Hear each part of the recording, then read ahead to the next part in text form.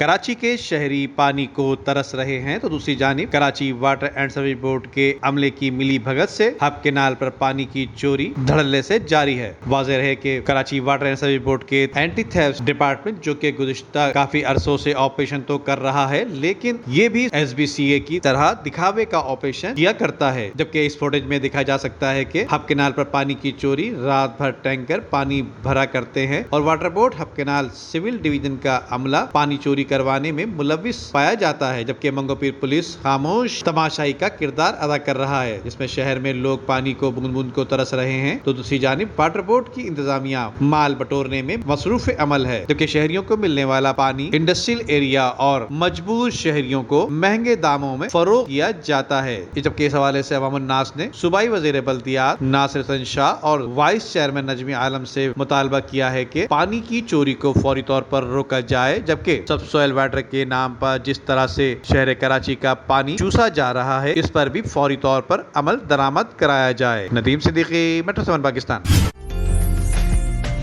उम्दा में पकाएं और जी भर के खाएं।